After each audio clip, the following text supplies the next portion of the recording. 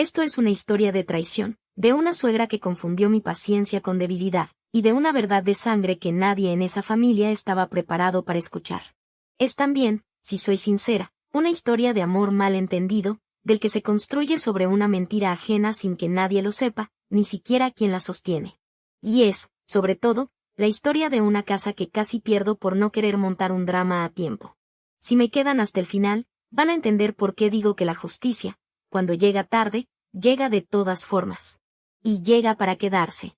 Voy a empezar por la noche en la que todo se rompió, porque si empiezo por el principio, no van a creerse lo que vino después. Eran las 9:20 de la noche del 14 de marzo, en el salón de un restaurante con manteles de hilo blanco y un cuarteto de cuerda tocando bajito en una esquina. Y yo tenía una copa de vino tinto en la mano que no había tocado desde hacía media hora porque estaba embarazada de 8 semanas y todavía no se lo había dicho a nadie, ni siquiera a mi marido. Sobre todo no a mi marido. Esa era la sorpresa que le tenía preparada para esa noche, para su cumpleaños número 38, en el peor momento posible, como se demostraría después. Olía a lirios blancos, a cera de vela derretida y a algo frito que venía de la cocina, y por debajo de todo eso, muy cerca de mí, ese perfume dulzón y pesado que mi suegra se echaba desde hacía 30 años, un perfume que se me quedaba pegado en la garganta cada vez que se me acercaba a hablarme al oído. Había alquilado el salón entero, con vistas a un jardín interior con una fuente que no funcionaba desde hacía meses pero que habían llenado de velas flotantes para la ocasión. Un cuarteto tocaba versiones instrumentales de canciones que a Ezequiel le gustaban de adolescente, y en la mesa del fondo había un pastel de 3 pisos con su nombre escrito en letra cursiva de azúcar. Presentación y Amparo, las 2 hermanas de Asunción, estaban sentadas juntas cerca del ventanal, con esa costumbre suya de comentarlo todo en susurros que se oían igual que si lo dijeran a voces. Llevaban toda la cena mirándome el vestido, el peinado, la copa que no tocaba, y cuchicheando entre ellas cada vez que yo me levantaba a saludar a algún invitado. Lo sé porque Fabiola, sentada a mi lado, me lo tradujo 2 veces al oído, con esa cara suya de quien no se cree lo que está viendo. Están apostando a que hoy hay bronca, me dijo. Yo me reí, sin saber todavía que tenía razón. Sonaban los tacones de la gente moviéndose entre las mesas sobre un suelo de mármol frío que se notaba incluso a través de los zapatos. El camarero había servido ya el segundo plato cuando Asunción se levantó de su silla, rodeó la mesa despacio, con esa forma suya de caminar que parecía siempre un anuncio de algo, y se paró justo detrás de mí. Y esa noche se me acercó al oído. Carlota, cariño, me dijo, con esa sonrisa que enseñaba los dientes de arriba pero no llegaba a los ojos, ya hablamos con el notario esta semana. Solo falta tu firma. No hace falta montar un drama delante de los invitados, ¿verdad que no? No hace falta montar un drama. Esa frase se me quedó grabada, porque en menos de 4 minutos el drama lo montó su hijo, no yo. Le dije que no. Bajito, controlada, con la copa todavía intacta en la mano. Le dije que el piso estaba a mi nombre desde antes de la boda, que no había ninguna razón legal ni moral para cambiar eso, y que esa conversación no se tenía en un cumpleaños delante de 40 personas. Ezequiel, mi marido, vino desde la otra punta de la mesa con la cara que se le ponía cuando su madre le clavaba la mirada de una forma concreta, esa mirada que decía arréglalo ahora mismo. Y se paró delante de mí y me preguntó, ya sin bajar la voz, si de verdad iba a dejar a su madre en la calle por un papel. Ahí fue cuando cometí el error de reírme. No fue una risa bonita. Fue una risa de las que se te escapan cuando algo te parece tan absurdo que el cuerpo no sabe reaccionar de otra manera. Y fue esa risa la que él no me perdonó. Cogió la jarra de cristal tallado que había en el centro de la mesa, la que estaba llena de sangría hasta la mitad, y me la estampó en la sien con tanta fuerza que el cristal se partió contra mi cabeza y me abrió la ceja izquierda. Me caí de lado, contra la silla, y oí los gritos antes de sentir el dolor, y cuando el dolor llegó como una campana que no dejaba de sonar dentro del cráneo. Y entonces, en medio de ese silencio espeso que sigue siempre a algo que nadie puede creer que acaba de ver, oí la voz de mi suegra. Aplaudiendo. No gritando, no corriendo hacia mí. Aplaudiendo, 3 palmadas lentas, como quien felicita a un actor por una escena bien resuelta. Ya era hora de que alguien le plantara cara a esta, dijo. 40 personas en esa sala, entre ellas mis padres, 2 primas de Ezequiel, sus jefes del despacho de seguros y un puñado de amigos de toda la vida que hasta esa noche solo nos habían visto sonreír en fotos de vacaciones. Ni una se movió durante los primeros 8 segundos. Los conté después, cuando reconstruí la noche con mi abogada, contando los fotogramas del video que grabó, sin saberlo, el móvil de una invitada que tenía la cámara abierta para hacer una foto al pastel. 8 segundos de nadie. Y en el segundo 9, mientras la sangre me corría caliente por la sien y me goteaba en el cuello del vestido, algo en mí que llevaba 2 años dormido se despertó del todo. Me incorporé apoyándome en la mesa. No lloré. Eso es lo que nadie entendió esa noche, y lo que menos entendió Ezequiel, que no llorara. Me limpié la sangre de la ceja con el dorso de la mano, miré el cristal manchado que quedaba en su mano, y le dije, con una voz que ni yo reconocí como mía. No tienes ni idea de lo que acabas de empezar. Para entender cómo se llega a un momento así, hay que volver atrás. No mucho, solo 3 años. Porque esta historia, como todas las que de verdad duelen, no empezó con un golpe. Empezó con una casa construida a pulso, sola, sin ayuda de nadie, y con un hombre que un día se sentó enfrente de mí en una cafetería y me hizo sentir, por primera vez en mucho tiempo, que no estaba sola en el mundo. Me llamo Carlota Andújar Reyes. Tengo 33 años, soy arquitecta, y durante 8 años de mi vida trabajé de sol a sol literal, porque hacía turnos de obra desde las 7 de la mañana y luego facturas y planos hasta pasada la medianoche para comprarme un loft en lo que antes era una fábrica textil abandonada, en un barrio que nadie quería entonces y que ahora todo el mundo quiere. Lo compré con mis ahorros, con un crédito a mi nombre, y con el dinero que me dejó mi abuela Encarnación cuando murió, que no era mucho, pero era sagrado. Antes de Ezequiel hubo otro hombre, Nicanor, que estuvo conmigo 5 años y que, cuando le dije que quería comprarme algo mío antes de plantearnos vivir juntos, me soltó una frase que todavía me quema si la recuerdo: ¿para qué te compras un piso tú sola, con 30 años, si lo normal es que lo compre la pareja? Lo dejé 6 meses después. No por esa frase sola, pero esa frase fue la gota que colmó un vaso que llevaba tiempo lleno. Así que cuando reformé aquel loft, decidí hacerlo con mis propias manos donde pude, y con mi propio dinero donde no pude. Tiré tabiques, dejé el ladrillo visto, subí una escalera de caracol de hierro que diseñé yo misma. Y guardé cada plano original, cada factura, cada boceto, en una carpeta que nunca imaginé que un día tendría que enseñarle a un juez. Conocí a Ezequiel en la boda de una compañera de estudios, hace 3 años. Trabajaba como perito de seguros, tenía una risa fácil y una forma de escuchar que entonces me pareció rarísima de encontrar. Te miraba a los ojos cuando hablabas, no al móvil. Nos casamos 14 meses después, en una ceremonia pequeña, sin ostentación, porque a los dos, decíamos entonces, nos gustaban las cosas sencillas. Todavía recuerdo la primera vez que lo llevé al loft, antes de que fuera nuestro, cuando todavía era solo mío. Era noviembre, hacía frío de verdad, y la calefacción central del edificio aún no funcionaba bien porque yo misma había cambiado la instalación un mes antes. Le enseñé la escalera de caracol pieza por pieza, le conté cómo había tenido que subir cada tramo de noche, después del trabajo, porque el soldador solo tenía huecos libres a esas horas, y como durante 2 veranos seguidos no me había ido de vacaciones a ningún sitio porque cada euro que entraba se iba directo a la reforma. Se quedó callado un rato, mirando el techo alto con las vigas originales que había dejado a la vista, y me dijo: esto no lo ha construido un albañil. Esto lo ha construido una necedad muy bien entendida. Me reí tanto que se me saltaron las lágrimas. Fue de las primeras cosas que me hizo sentir que alguien, por fin, entendía sin que yo tuviera que explicarlo 2 veces. Ese Ezequiel, el de la calefacción rota y la escalera de caracol, es el mismo hombre que 3 años después me abriría la ceja con una jarra de cristal. Lo digo así, sin suavizarlo, porque esa es la parte que más cuesta entender de estas historias, que el monstruo casi nunca llega disfrazado de monstruo. Llega con buena conversación y manos calientes, y solo con el tiempo, y con la persona equivocada susurrándole al oído, se le empieza a notar la grieta. Nadie me avisó de eso cuando me casé, y si alguien me lo hubiera dicho, probablemente tampoco le habría creído. Su madre, Asunción Marín, viuda desde hacía 9 años, vino a esa boda vestida de un morado tan oscuro que casi parecía luto, y me dijo, mientras me abrazaba para la foto, algo que entonces tomé como un cumplido torpe: con lo sola que se ha quedado mi Ezequiel desde que murió su padre, menos mal que ha encontrado a alguien que trabaja tanto como él. Tardé un año entero en entender que esa frase no era un cumplido. Era una tasación. Los primeros meses de matrimonio fueron, de verdad, buenos. Ezequiel cocinaba los domingos, me dejaba notas en la nevera, aprendió a distinguir un pilar de carga de un tabique solo por oírme hablar de obra durante horas. Su madre venía a comer una vez al mes, traía flores, alababa mi trabajo delante de las visitas. Yo pensaba, ingenua de mí, que había tenido suerte. Que me había tocado la suegra de las que no salen en las historias de miedo. La primera grieta apareció a los 9 meses de boda, un domingo de noviembre, cuando Asunción llegó a comer con una carpeta azul bajo el brazo.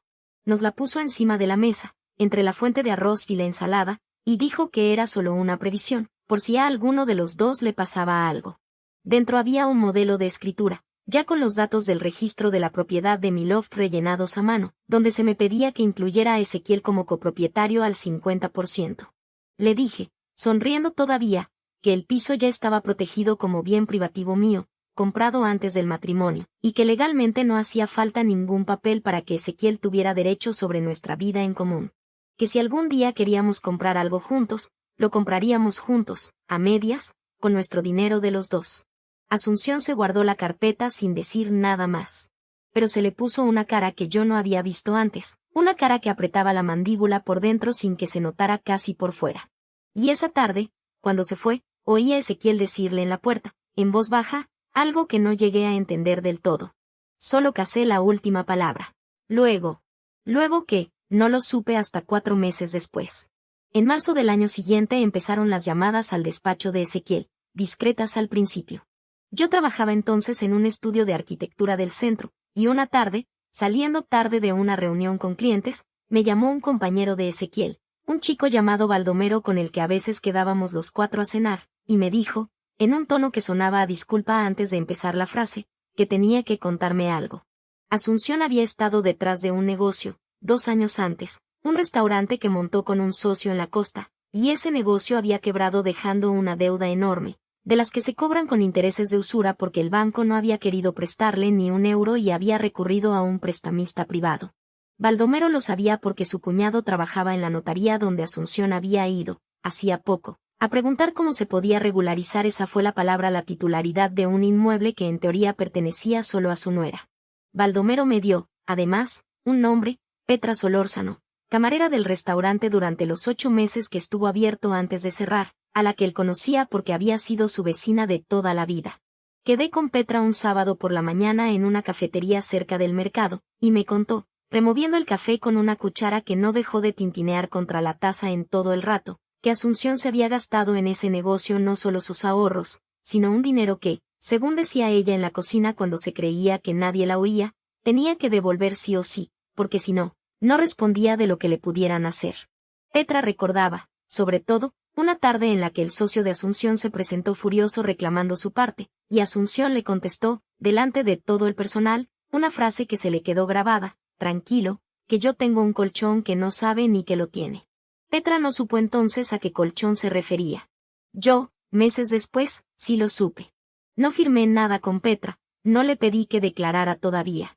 Me limité a apuntar su número, guardarlo junto a los demás papeles, y darle las gracias por confiar en una desconocida con algo que a ella tampoco le convenía contar en voz alta. Colgué el teléfono con las manos frías, a pesar de que hacía una tarde de las que en marzo ya calientan. Esa misma noche le pregunté a Ezequiel, directamente, sin rodeos, si su madre debía dinero y si tenía algo que ver con la carpeta azul de noviembre. Él lo negó todo. Me dijo que Baldomero exageraba, que su madre tenía algún apuro económico normal, como todo el mundo, y que dejara de escuchar rumores de gente que no tenía nada mejor que hacer. Le creí. O quise creerle, que a veces es distinto y a veces es exactamente lo mismo. 2 semanas después encontré, sin buscarla, la prueba de que no debía haberle creído.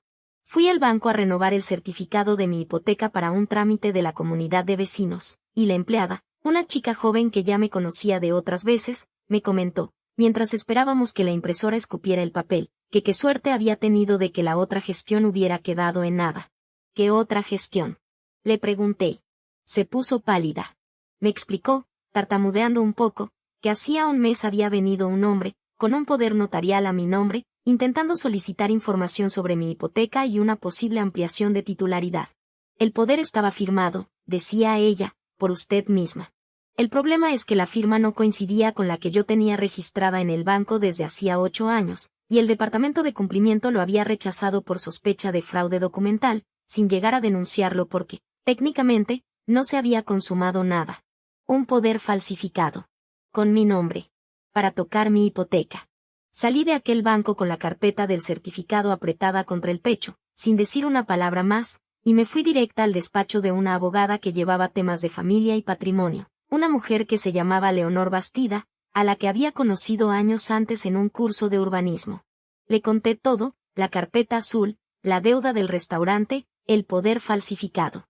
Leonor me escuchó sin interrumpirme, tomando notas en un cuaderno de tapas negras, y cuando terminé me dijo una frase que se me quedó grabada como un ancla en medio de la tormenta. Carlota, mientras tú tengas los papeles originales de la compra y de la reforma, y mientras ese poder no lo hayas firmado tú, tienes la casa blindada. Blindada de verdad. Lo que tienes que hacer ahora es documentarlo todo, guardar copias, y no dejar que nadie te convenza de que firmes nada para que haya paz en la familia. Leonor tenía entonces 51 años, el pelo corto y gris que se negaba a teñir porque ya tengo bastante con mentirle a los jueces de la parte contraria, no voy a mentirle también al espejo, y una manera de hablar despacio que al principio confundí con lentitud y que después entendí que era, sencillamente, la costumbre de alguien que ha visto suficientes desastres familiares como para no precipitarse nunca en dar un consejo. Llevaba 23 años llevando casos de patrimonio y familia, y me confesó, meses más tarde, que la carpeta azul de Asunción le sonaba de sobra. En este oficio, Carlota, las suegras con carpeta azul son casi un género propio. Guardé esa frase como se guarda un salvavidas. Y empecé, sin decírselo a nadie, a hacer justo lo que ella me aconsejó, escanear cada plano original de la reforma, cada factura de los albañiles, cada recibo del crédito pagado a mi nombre, y guardarlo todo en una nube que solo yo podía abrir, además de una copia en papel dentro de una carpeta de cartón gris que metí en el fondo de un cajón de mi despacho, debajo de un cuaderno de tapas de cuero gastado que había sido de mi abuela Encarnación. Ese cuaderno merece que me pare un momento, porque va a volver a aparecer, y no una vez. Mi abuela lo llevaba consigo a todas partes cuando yo era niña. Tenía recetas, cuentas de la casa, y frases sueltas que ella apuntaba cuando le parecían importantes. En la primera página, con su letra pequeña y apretada, había escrito una frase que yo llevaba repitiéndome desde que tenía memoria, sin saber muy bien por qué me acompañaba tanto: lo que se hereda con vergüenza, se pierde con la misma vergüenza. No sabía entonces cuánta razón tenía mi abuela. La sabría meses después, y de una forma que ella jamás se hubiera imaginado. Con el cuaderno debajo de la carpeta de documentos, seguí adelante con mi matrimonio fingiendo, o intentando, que aquello no era más que un mal momento pasajero. Ezequiel y yo seguíamos yendo a cenar, seguíamos riéndonos con las mismas tonterías de siempre, y yo me convencía de que la falsificación del poder había sido cosa de su madre sola, sin que él lo supiera. Hasta que un jueves de junio, ordenando el armario del despacho de casa que compartíamos, encontré, dentro de una caja de zapatos que él usaba para guardar recibos viejos, un borrador impreso de una escritura de compraventa. Con mi nombre.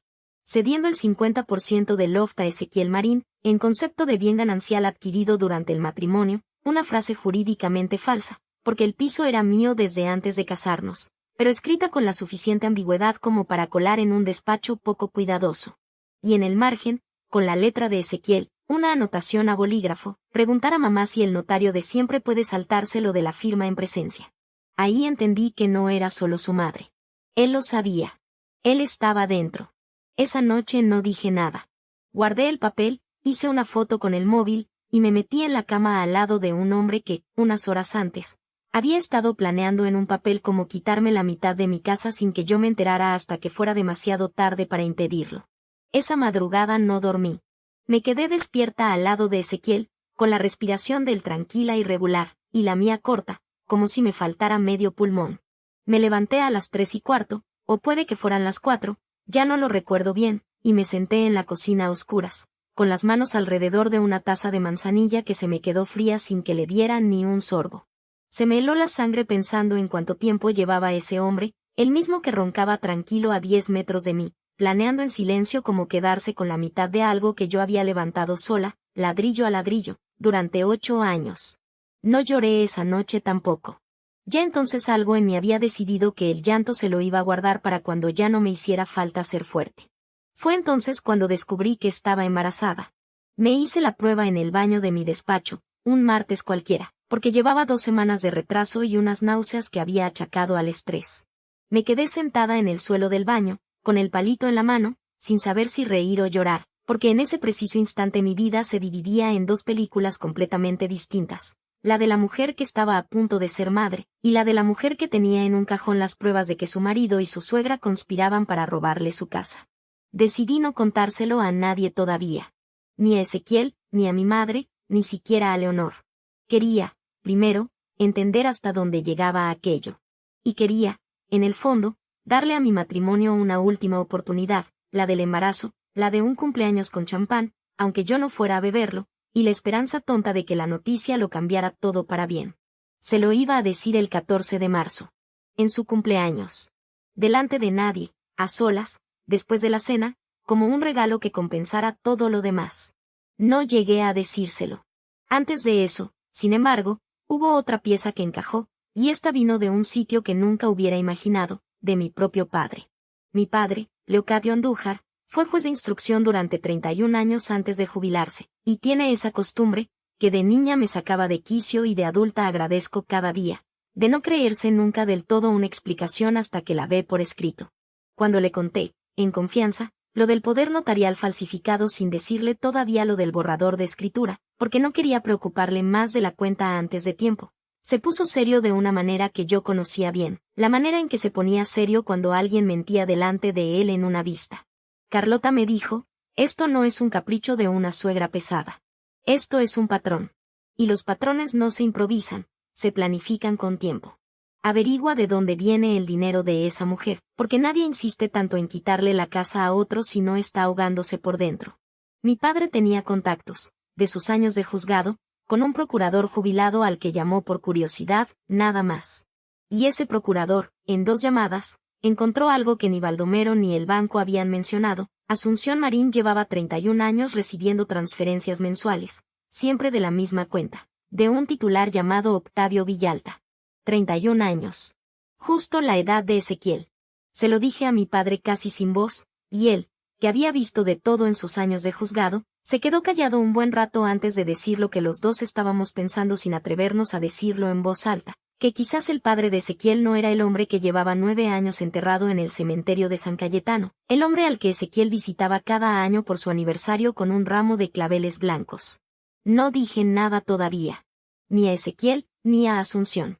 Guardé ese dato como se guarda una granada sin la anilla puesta, sabiendo que en algún momento, sin buscarlo yo, iba a explotar. Y explotó, aunque no de la forma en que yo esperaba, la misma noche del cumpleaños. Volvamos, entonces, a esa noche. A la jarra de cristal, a la ceja abierta, a los 8 segundos de silencio y al aplauso de mi suegra. Cuando le dije a Ezequiel no tienes ni idea de lo que acabas de empezar, no era una frase de película.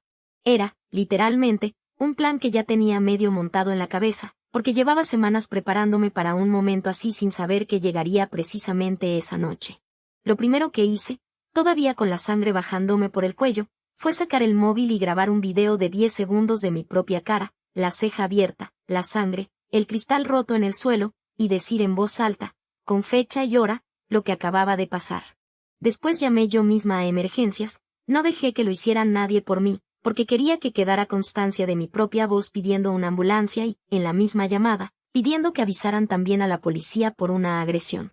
Colgué, y llamé a Leonor, mi abogada, aunque fueran las 9:30 de la noche.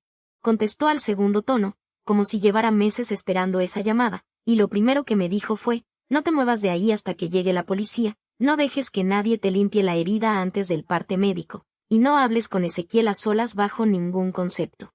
Los invitados, mientras tanto, se habían dividido en 2 bandos silenciosos, los que se acercaron a ayudarme, sobre todo mi mejor amiga, Fabiola, que trabajaba conmigo en el estudio y que llegó corriendo con una servilleta de tela para presionarme la herida, y los que se quedaron pegados a Asunción, mirándome como si la agredida hubiera sido ella. Mi padre llegó 20 minutos después, avisado por Fabiola. No dijo una palabra. Se sentó a mi lado en la silla que me habían dejado los sanitarios mientras me hacían las primeras curas, me cogió la mano, y solo cuando la policía terminó de tomarle declaración a la primera testigo, se levantó, se puso delante de Ezequiel, y le dijo, con esa voz baja y sin temblar que yo había oído usar solo 2 o 3 veces en mi vida. Vas a desear haberte roto tú la mano antes que habérsela puesto encima a mi hija. No fue una amenaza vacía. Mi padre pasó 31 años viendo cómo se hunden los hombres que creen que la ley no les llega. Y esa noche, delante de 2 agentes que ya estaban tomando nota, Se aseguró de que quedara constancia de cada palabra. Mi madre, Remedios, maestra jubilada de toda la vida, no dijo una sola palabra en todo ese rato. Se limitó a quitarse su propio chal y ponérmelo sobre los hombros, porque yo temblaba, aunque en ese salón no hiciera ningún frío. Al día siguiente fue ella la que se presentó en el loft con una bolsa de fruta y una frase que no necesitaba adorno: aquí me quedo hasta que tú me digas que ya no hace falta. Se quedó 11 días.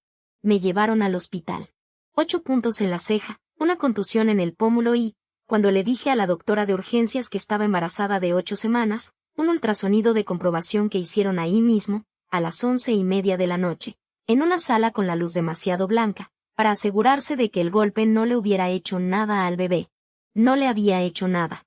Ese fue el primer alivio real de toda la noche. Vi el latido en la pantalla, un parpadeo diminuto y rápido, y me eché a llorar por primera vez esa noche, no de miedo, sino de un alivio tan grande que no me cabía en el pecho. La doctora imprimió la ecografía y me la dio, y yo, sin pensarlo, la guardé dentro del cuaderno de mi abuela, que llevaba esa noche en el bolso porque lo llevaba siempre, desde que empecé a documentarlo todo. Quedó metida entre la primera página, la de la frase escrita por Encarnación, y una receta de caldo de pollo para cuando alguien de la familia estaba enfermo. El parte médico, la denuncia por lesiones, el video de la agresión grabado sin querer por el móvil de una invitada que estaba enfocando el pastel. Con eso, Leonor presentó a los 3 días una solicitud de orden de alejamiento, que el juzgado concedió en 48 horas. Ezequiel tuvo que salir del loft con una bolsa de ropa, escoltado por un agente, mientras Asunción, en la calle, le gritaba a la ventana de mi salón que yo era una arribista que había llevado a su hijo a la ruina y ahora encima lo denunciaba. Una arribista. Una mujer que se había pagado sola cada ladrillo de esa casa, acusada de arribista por una mujer que llevaba 30 años cobrando dinero de un hombre que no era su marido. La ironía me hubiera hecho reír si no me hubiera dolido tanto la cabeza. 10 días después de la agresión, con la orden de alejamiento ya en vigor, Leonor me llamó a su despacho para enseñarme algo que había encontrado el procurador de mi padre mientras investigaba las cuentas de Asunción. Octavio Villalta no era un desconocido cualquiera.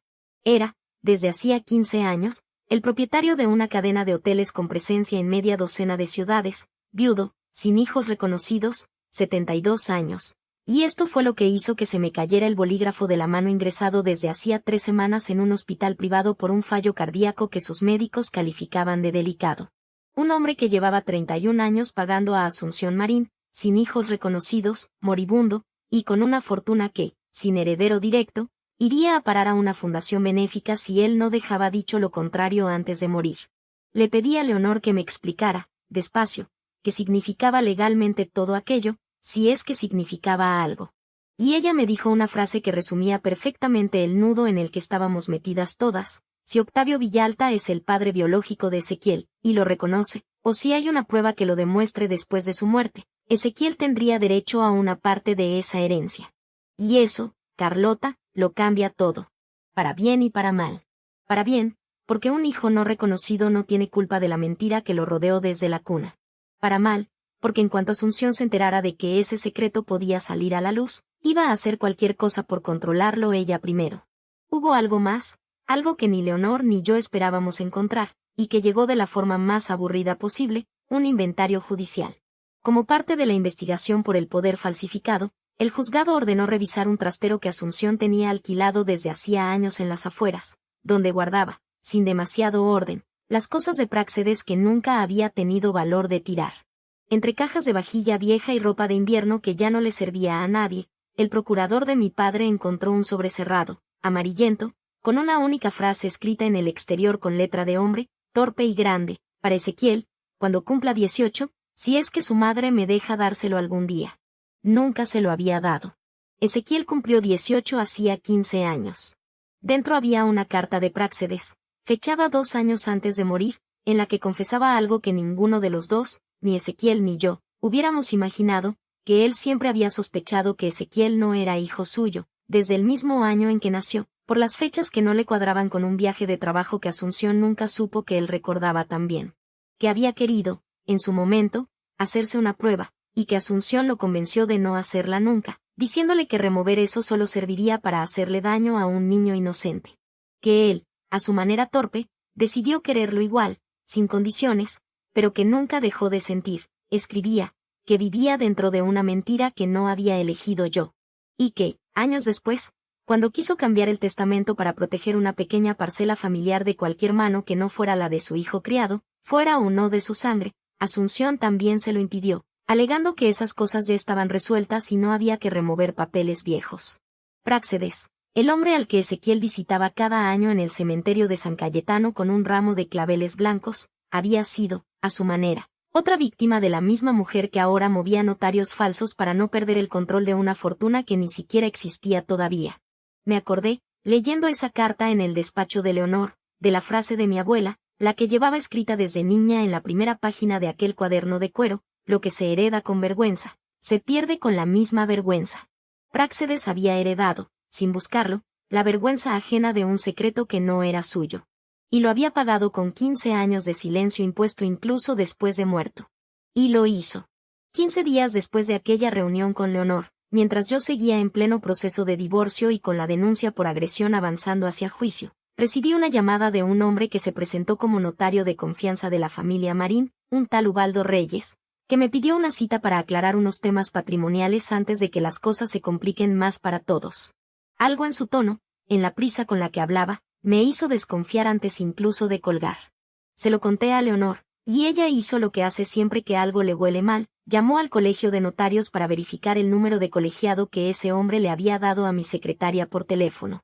No existía. Ubaldo Reyes no era notario. Nunca lo había sido. Era, según descubrió el procurador en menos de 24 horas, un antiguo compañero de instituto de Asunción que se dedicaba, de forma más o menos encubierta, a redactar documentos con apariencia notarial para gente que necesitaba mover papeles sin pasar por los controles reales de una notaría. Ya lo habían investigado antes, en un caso de herencias en otra provincia, aunque nunca se le había podido probar nada del todo. El procurador de mi padre, un hombre menudo y de voz suave llamado Venceslao, decidió no esperar a que Ubaldo Reyes cometiera otro error por su cuenta. Se hizo pasar por un cliente con un problema de herencia parecido al nuestro. Pidió cita en el mismo bar donde Ubaldo solía recibir a la gente para no asustarla con oficinas, y grabó la conversación entera con el móvil metido en el bolsillo de la chaqueta. Ubaldo, sin saber con quién hablaba de verdad, se explayó encantado, le contó que llevaba colocando papeles desde hacía casi 20 años, que su truco era siempre el mismo: aprovechar el sello de un notario jubilado que aún tenía a mano y que la gente firma lo que sea si se lo pones delante en el peor momento, con prisa y con alguien de la familia al lado presionando. Cuando el falso cliente le preguntó si eso no era ilegal, Ubaldo se rió y contestó, tal cual, palabra por palabra, en la grabación que después escuchó un juez: ilegal es que a mí, con 61 años, todavía nadie me haya pillado. El documento nuevo que Ubaldo tenía entre manos cuando lo pillaron era, precisamente, el que Asunción necesitaba con más urgencia: un supuesto poder que Ezequiel firmaría a su favor, otorgándole capacidad para gestionar y reclamar en su nombre cualquier derecho hereditario que pudiera corresponderle frente a Octavio Villalta, en caso de que se confirmara la paternidad. Lo pillaron esa misma semana. La grabación, unida al testimonio del banco sobre el primer poder falsificado, bastó para que entrara en la causa como coautor material de los 2 intentos de fraude documental, el mío y el que le estaba preparando a Ezequiel. Es decir, si el secreto salía a la luz, Asunción quería tener ya firmado el papel que le permitiera quedarse ella con el control de la fortuna de su hijo, antes de que él mismo entendiera lo que estaba en juego. La misma jugada de siempre. El mismo patrón que mi padre había identificado meses atrás con el poder falsificado sobre mi hipoteca. Solo que esta vez, quien iba a pagar el precio no era yo. Era su propio hijo. Se lo conté a Ezequiel. Sé que suena raro, después de todo lo que había pasado, que yo decidiera avisarle. Pero para entonces yo ya no estaba haciendo aquello por él. Lo estaba haciendo porque Leonor me lo aconsejó, con una frase que se me quedó grabada: cuanto más completa sea la verdad que salga a la luz, más difícil será que alguien vuelva a manipular a nadie con una parte de ella. Y también, no lo voy a negar, lo estaba haciendo porque llevaba un hijo suyo dentro, y aunque a él todavía no le había dicho ni una palabra del embarazo, no quería que ese hijo naciera en medio de una mentira que se pudiera haber evitado contando la verdad a tiempo.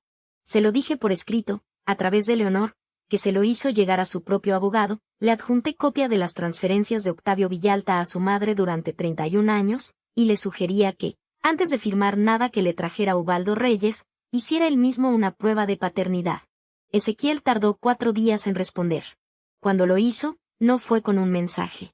fue presentándose, sin avisar, delante de la puerta del estudio de arquitectura donde yo trabajaba, algo que la orden de alejamiento le prohibía expresamente, y que le costó, esa misma tarde, una denuncia nueva por quebrantamiento de medida cautelar. Pero antes de que llegara la policía, alcanzó a decirme una frase, con la cara descompuesta de un hombre que llevaba días sin dormir, que resumía mejor que ninguna otra cosa el desastre en el que su madre lo había metido sin que él lo supiera. Me hice la prueba ayer. Es verdad. Villalta es mi padre. Y mi madre. Se le quebró la voz, mi madre lo sabía desde el día en que nací. Me ha dejado firmar toda mi vida con el apellido de un hombre que no era el mío, y encima ha intentado quedarse con lo que sea que yo pudiera heredar del que sí lo es, sin decirme ni una palabra. A la repartidora, que se llamaba Josefina y que hasta ese día ni siquiera sabía nuestros apellidos, le tembló la voz cuando la llamaron a declarar meses después, pero no dudó ni un segundo en confirmar cada palabra que había escuchado esa tarde en la puerta del estudio. Se lo llevó la policía esa tarde por el quebrantamiento de la orden, aunque, esta vez, Leonor y yo pedimos expresamente que no se le tratara con más dureza de la necesaria, porque, dijera lo que dijera todo lo demás, esa confesión que acababa de hacerme delante de dos testigos, un compañero mío del estudio que salía justo en ese momento y una repartidora que esperaba en la puerta, era la pieza que le faltaba a este caso para cerrarse del todo. Octavio Villalta murió 9 días después, en la habitación 412 de un hospital privado, sin haber llegado a conocer en persona al hijo que llevaba 31 años pagando en silencio, aunque sí llegó a firmar, 4 días antes de morir, un reconocimiento de paternidad ante notario de verdad, esta vez después de que Ezequiel, ya separado del todo del control de su madre, le pidiera una reunión a través de su abogado. Me contaron, porque yo no estuve en esa habitación, que Villalta le dijo a Ezequiel una sola frase antes de que éste se marchara aquella tarde, 31 años pagando su silencio para que no me buscaras, y ahora resulta que eras tú el que valía la pena conocer.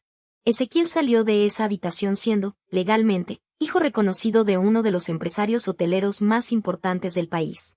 Y también, legalmente, con derecho a una herencia que ni él ni nadie de su familia había imaginado nunca.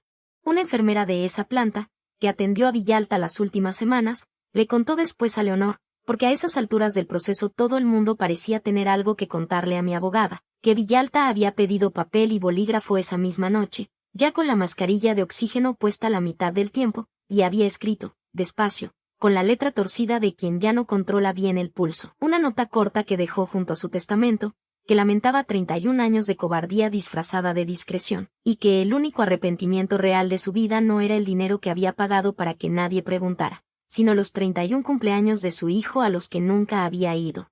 Murió 2 noches después, mientras dormía.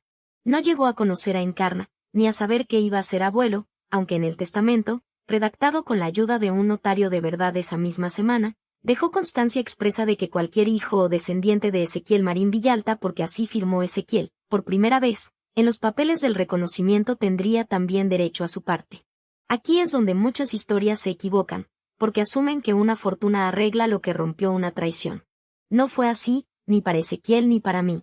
El juicio por la agresión se celebró 6 semanas después del cumpleaños, en una sala pequeña del juzgado de lo penal con sillas de madera que crujían cada vez que alguien se movía. Yo declaré con la ecografía de mi hija porque para entonces ya sabíamos que era una niña guardada en el bolso, dentro del cuaderno de mi abuela, aunque no hizo falta enseñarla en la sala. Lo que sí se enseñó fue el video grabado por la invitada, en una pantalla instalada frente al estrado, con el sonido lo bastante alto como para que se oyera el golpe del cristal contra mi cabeza y, un segundo después, las 3 palmadas de Asunción. Se hizo un silencio en esa sala parecido al de la fiesta, aunque esta vez con jueza incluida. La jueza pidió que se repitiera el fragmento del aplauso una segunda vez, mirando fijamente a Asunción mientras sonaba, y Asunción no bajó la vista ni una sola vez, cosa que, según me dijo Leonor luego, no le hizo ningún favor delante del tribunal. También se enseñó el parte médico de urgencias, la declaración de mi padre, la de Fabiola, y la de otros 3 invitados que, con el tiempo y con la vergüenza superada, decidieron contar lo que de verdad habían visto aquella noche en lugar de callarlo para no meterse en líos de familia. Uno de ellos, un primo lejano de Ezequiel que apenas conocía yo de vista, dijo una frase en su declaración que se me quedó grabada: llevábamos años viendo cómo esa mujer manejaba a su hijo como quien maneja una marioneta, y esa noche solo tiramos por fin del hilo que hacía falta tirar. Nadie del bando de Asunción lo desmintió. Ezequiel fue condenado por un delito de lesiones y otro de violencia de género, con una pena que incluyó cárcel, aunque parte se sustituyó por trabajos comunitarios al tratarse de una primera condena y no haber antecedentes, más una orden de alejamiento de 5 años y la obligación de una indemnización que, irónicamente, ahora sí podía pagar sin problema gracias a la herencia de un padre al que nunca había conocido. Petra Solórzano se acabó declarando, al final, en el juicio de asunción por lo civil, aunque solo la llamaron como testigo de las finanzas del restaurante, no de la agresión. Contó, con la misma cuchara imaginaria removiendo un café que ya no tenía delante, la frase del colchón que no sabía que lo era. El fiscal se la hizo repetir 2 veces para que quedara clara en el acta. Asunción Marín no salió mejor parada. La investigación sobre Ubaldo Reyes destapó, además del poder falso que intentaron hacerle firmar a su hijo, el poder falsificado con mi firma que ya había intentado colar en mi banco un año antes. Los 2 casos, unidos, la llevaron a juicio por falsedad documental y tentativa de estafa. Se sentó en el banquillo con el mismo morado oscuro que llevó a mi boda, como si el color le sirviera de armadura, y cuando el juez le preguntó por qué había ocultado durante 3 décadas la paternidad real de su hijo, contestó, sin que nadie se lo pidiera, una frase que su propio abogado intentó frenar demasiado tarde, porque ese dinero era mío, me lo había ganado aguantando su silencio durante 31 años, y una madre no tiene por qué repartir lo que ha sudado callando. Esa frase, dicha delante de un juez y grabada en el acta, hizo más por hundir su defensa que cualquier prueba documental que hubiéramos aportado Leonor y yo. La condena, aunque no fue de las más duras, se incluyó una multa que, sumada a la deuda que ya arrastraba del restaurante fallido, la dejó, en sus propias palabras dichas a la salida de la sala, arruinada y sola, que es lo único que siempre dije que no quería acabar siendo. Nadie le hizo nada. Nadie tuvo que hacerle nada. La ley y sus propias mentiras, acumuladas durante 31 años, hicieron todo el trabajo solas. Mi hija nació un martes de noviembre, a las 5:15 de la madrugada, pesó 3 kilos 100, y le pusimos de nombre Encarnación, como mi abuela, aunque en casa, desde el primer día, la llamamos Encarna a secas, porque el nombre completo le quedaba grande a una niña tan pequeña. Ezequiel, meses después, ya cumpliendo su condena y en pleno proceso de terapia obligatoria que el propio juzgado le impuso, me pidió, a través de Leonor, poder conocer a la niña cuando tuviera edad y él hubiera demostrado, con hechos y no con palabras, que era seguro. Le dije que sí, con condiciones, supervisado, poco a poco, porque una niña no tiene por qué cargar con la culpa de las decisiones de su padre, pero yo tampoco tenía por qué fingir que aquella noche no había pasado. La única vez que hablé con él a solas después del juicio, con Leonor y su abogado esperando fuera del despacho, me dijo algo que no pedí que me dijera y que tampoco le había perdonado del todo, pero que sí me sirvió para cerrar algo por dentro. Llevo toda la vida haciendo lo que mi madre necesitaba que hiciera para que ella se sintiera segura. Esa noche hice lo peor que he hecho nunca, y lo hice por la misma razón de siempre. No te pido que lo entiendas. Solo quería que lo supieras, antes de que sea mi hija la que un día pregunte por qué. No le contesté nada. Me limité a recoger mis papeles y salir, porque hacía mucho que había dejado de deberle explicaciones, aunque él todavía sintiera que me debía una a mí. De la fortuna de Villalta no toqué ni un euro, y no porque no me correspondiera legalmente nada. El divorcio se resolvió con un reparto que respetaba escrupulosamente que mi loft había sido, siempre, un bien mío, privativo, protegido desde el primer papel que guardé en aquella carpeta gris, sino porque entendí, viendo cómo esa misma fortuna había servido durante 31 años para comprar silencios y tapar mentiras, que lo único que de verdad quería sacar de todo aquello no era dinero. Era la casa que había construido con mis propias manos, intacta, a mi nombre, y una hija que iba a crecer sabiendo que su madre no se dejó quitar nada que fuera suyo. Fabiola sigue viniendo los domingos, como antes, aunque ahora en vez de vino trae zumo, porque dice que hasta que Encarna no cumpla los 18 no piensa beber delante de ella por si las moscas, que en esta familia nunca se sabe. Es broma suya, de las que se permite ahora que ya ha pasado el tiempo suficiente para que duelan menos. La dejo bromear. Después de aquella noche, se ganó el derecho a reírse de lo que quisiera.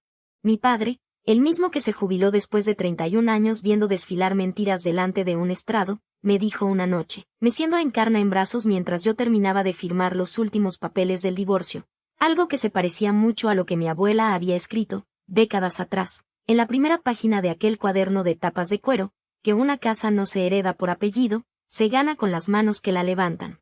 Y que lo mismo pasaba con la dignidad, no te la regala nadie, Y nadie te la puede quitar tampoco, por mucho cristal que te rompan en la cabeza, si tú no se la entregas tú misma. Baldomero sigue trabajando con Ezequiel, aunque ahora en otra ciudad, y de vez en cuando me manda un mensaje corto para preguntar cómo está la niña, nada más, sin meterse en nada que no le corresponda. Petra abrió, con la indemnización que le llegó por otro asunto totalmente distinto, un pequeño puesto de comida en el mismo mercado donde nos conocimos aquel sábado, y la primera vez que fui a comprarle algo se negó a cobrarme, hasta que le insistí tanto que aceptó, solo por no discutir delante de la niña. Hoy Encarna tiene 8 meses, duerme en una cuna que diseñé yo misma para el que sigue siendo, y será siempre, nuestro loft, el de la fábrica textil reconvertida, el de la escalera de caracol que subí con mis propias manos antes de saber que un día tendría que defenderlo delante de un juez. El cuaderno de mi abuela está en la estantería del salón, ya no escondido en ningún cajón, con la ecografía de Encarna todavía guardada entre sus páginas, junto a la frase que empezó, sin que yo lo supiera entonces, a protegerme mucho antes de que hiciera falta. Lo que se hereda con vergüenza, se pierde con la misma vergüenza. Y lo que se construye con las manos, con paciencia, con 8 años de sacrificio y sin pedirle permiso a nadie, eso no te lo puede quitar ni una jarra de cristal, ni una suegra con una carpeta azul, ni 31 años de mentiras bien guardadas. Esa frase la tengo ahora colgada, escrita a mano por mí en una cartulina pequeña, pegada con celo dentro del armario de la cocina, justo donde guardo los biberones, para que sea lo primero que lea cuando Encarna aprenda a leer y me pregunte, algún día, por qué su madre tiene una cicatriz fina sobre la ceja izquierda que no se le termina de borrar del todo. A veces, por las noches, mientras le doy el biberón a Encarna en la misma cocina donde una madrugada me quedé sentada a oscuras con una manzanilla fría entre las manos, pienso en los 8 segundos de silencio de aquella sala.